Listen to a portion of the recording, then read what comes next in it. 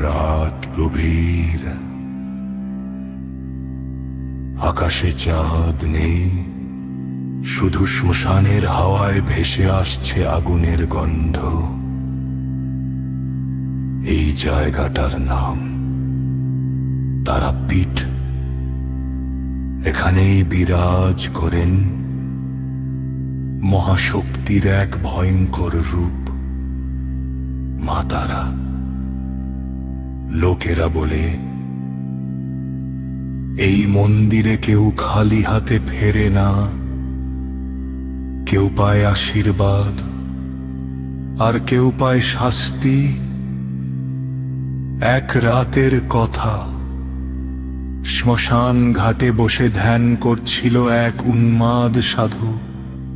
নাম তার বামাক্ষেপা। হঠাৎ তার মনে ঢুকে গেল ভয়, সন্দেহ। সে কাঁদতে কাঁদতে বলে উঠল, মা, তুমি যদি সত্যি থাকো, একবার দেখা দাও। ঠিক তখনই চারিদিক অদ্ভুত আলোয় ভরে গেল। লাল শাড়ি পরা এক নারী মূর্তি তার সামনে দাঁড়িয়ে, চোখে ভয়ঙ্কর তেজ, তবু মুখে অপার মমতা। এক ভারী কণ্ঠে সে বলল, তুই আমাকে ডাকলি আর আমি এলাম না, এ কি হয় রে? বামাক্ষেপা মাটিতে লুটিয়ে পড়ল। তার সব ভয় সেই মুহূর্তে মিলিয়ে গেল। আরেক রাত এক চোর ঢুকল তারা পীঠের মন্দিরে। তার চোখে শুধু সোনার লোভ, হাত বাড়াল দেবীর অলঙ্কারে। ঠিক তখনই তার হাত শক্ত হয়ে গেল, নড়াচড়া করতে পারছে না।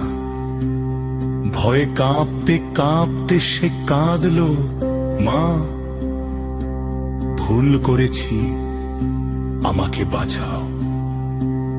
অন্ধকারের ভেতর থেকে ভেসে এলো এক কণ্ঠ, চুরি করলে তোর দুঃখ ঘুচবে না, সত্য পথে এলে আমি তোকে বাঁচাবো। হাত ছেড়ে গেল। চোর সেই রাতেই বদলে গেল। আজও সে মন্দিরে বসে মায়ের নাম জপ করে। আর শোনো, এক মা তার মরণাপন্ন ছেলেকে নিয়ে এলো তারা পিঠে। ডাক্তার বলেছিল আর বাঁচবে না।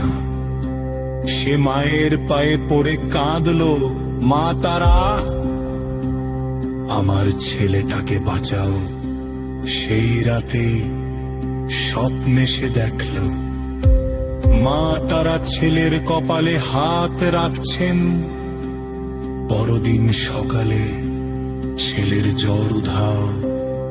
সে উঠে বসে বলল, মা আমাকে ডাকছিল। শেষ কাহিনী। এক অহংকারী রাজা, সে বলেছিল, আমি রাজা, আমার শক্তি আমার নিজের। সেই রাতে সে স্বপ্ন দেখল তার সিংহাসন ভেঙে পড়ছে, সৈন্যরা পালাচ্ছে। ভয়ে কাঁপতে কাঁপতে সে ছুটে গেল তারা পিঠে। মায়ের সামনে মাথা নত করে বলল, মা, আমাকে মাফ করো। পরদিন থেকে রাজ্যের সব বিপদ কেটে গেল। মনে রেখো,